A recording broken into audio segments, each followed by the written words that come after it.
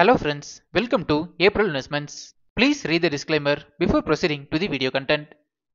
இந்த வீடியோல Glottis Logistics Solutions IPO ஓட கம்ப்ளீட் அனாலிசிஸ் பத்தி பார்க்கலாம். சென்னை பேஸ்ட் இந்த கம்பெனி வந்து லாஜிஸ்டிக்ஸ் சொல்யூஷன் சர்வீசஸ் ப்ரொவைட் பண்ணிட்டு இருக்காங்க.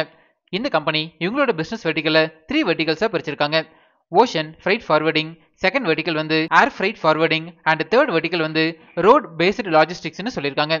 இந்த கம்பெனி ப்ரொவைட் பண்ற சர்வீசஸ்னு பார்த்தீங்கன்னா air freight, ocean freight, break bulk, 3PL and warehousing, land transport, specials, multi modal transport, customs brokerage and vessel சார்ட்டரிங்னு சொல்லியிருக்காங்க.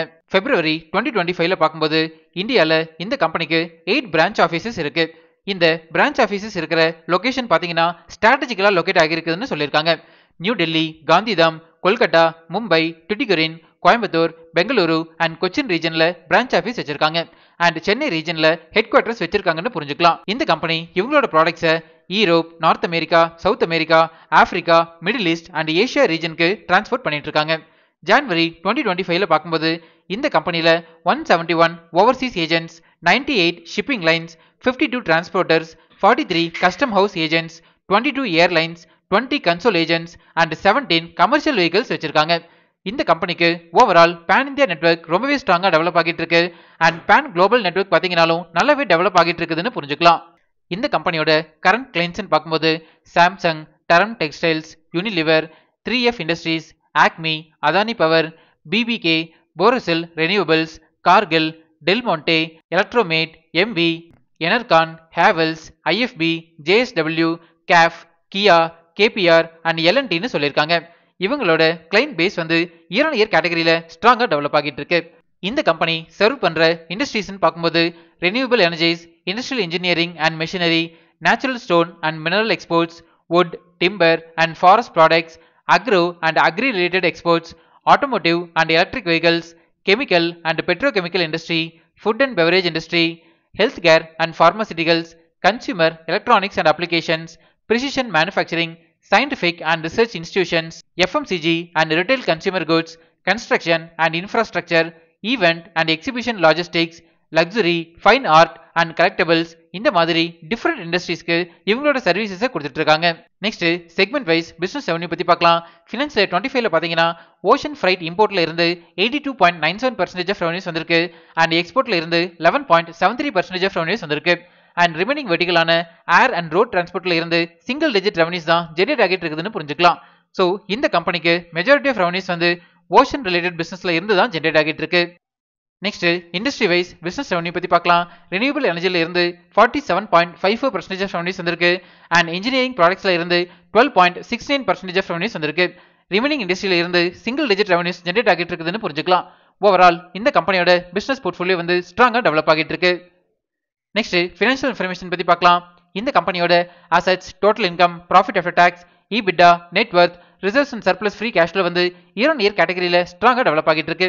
ப்ராஃபிட் ஆஃப்டர் டாக்ஸ் பார்த்தீங்கன்னா ஃபினான்ஷியல் 25ல 56.14 crores அளவுக்கு மெயின்டைன் பண்றாங்க. நெட் வர்த் பார்க்கும்போது 98.53 crores அளவுக்கு மெயின்டைன் பண்ணிட்டு இருக்காங்க. டோட்டல் பாரோயிங்ஸ் பார்த்தீங்கன்னா ஃபினான்ஷியல் 24 கம்பேர் பண்ணும்போது 25ல ஸ்லைட்டா இம்ப்ரூவ் ஆகிருக்கு. ஓவரால் இந்த கம்பெனியோட ஃபினான்ஷியல் இன்ஃபர்மேஷன் வந்து ஸ்ட்ராங்கா டெவலப் ஆகிட்டு இருக்கு. நெக்ஸ்ட் பிரைஸ் வேல்யூஷன் பத்தி பார்க்கலாம். அதாவது இந்த ஐபிஓல அட்ராக்டிவ் வேல்யூஷன்ல வராங்களான்னு செக் பண்ணலாம்.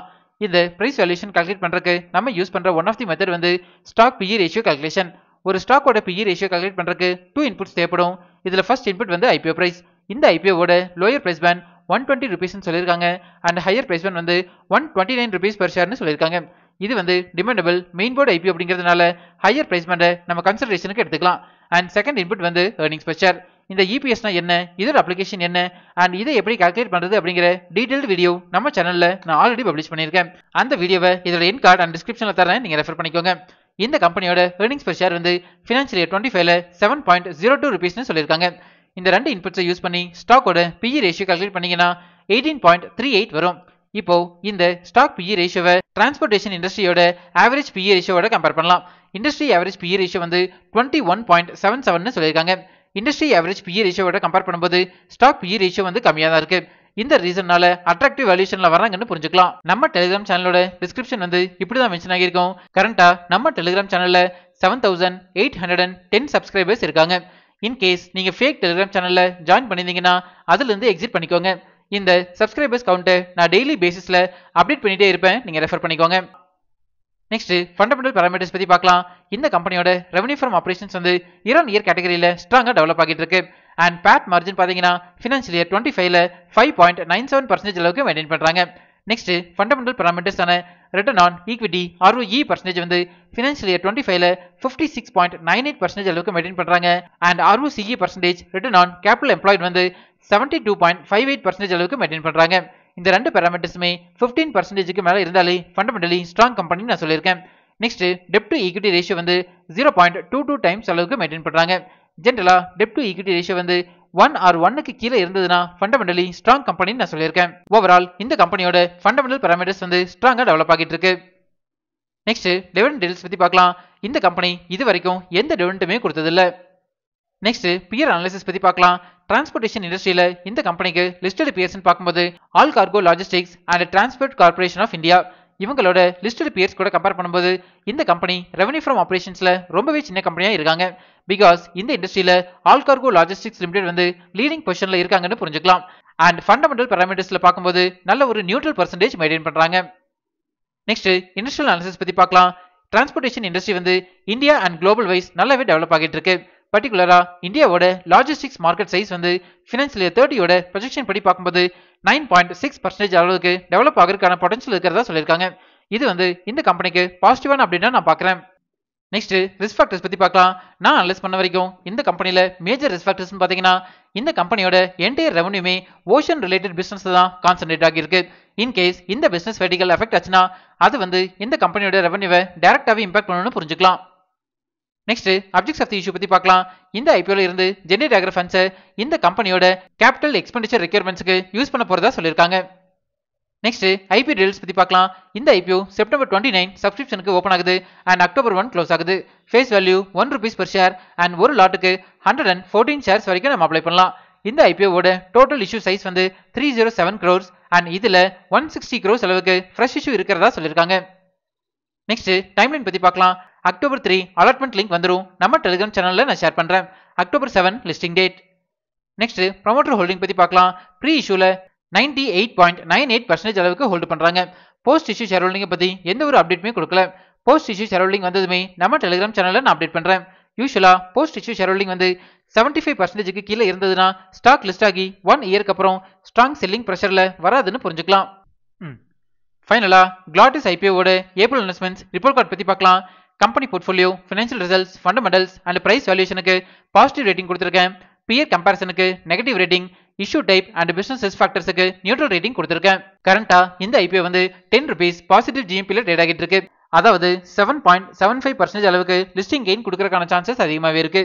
பட் இந்த ஜிஎம்பி வேல்யூ வந்து நிஃப்டி 50யோட ஃபிளக்சுவேஷன்ஸ்க்கு ஏற்ற மாதிரி மாடிஃபை ஆகிட்டு இருக்குன்னு புரிஞ்சுக்கலாம். இந்த ஜிஎம்பி வேல்யூவோட டைம் டு டைம் அப்டேட்ஸை நம்ம டெலிகிராம் சேனல்ல நான் ஷேர் பண்ணிட்டே இருப்பேன், நீங்க ரெஃபர் பண்ணிக்கோங்க. ஃபைனலா நான் வந்து இந்த ஐபிஓல என்னோட ஃபேமிலி மெம்பர்ஸோட 4 டிமேட் அக்கௌண்ட்ல இருந்துமே நான் அப்ளை பண்ண போறேன். நான் வந்து லிஸ்டிங் கெயினுக்காக மட்டும் தான் அப்ளை பண்றேன்.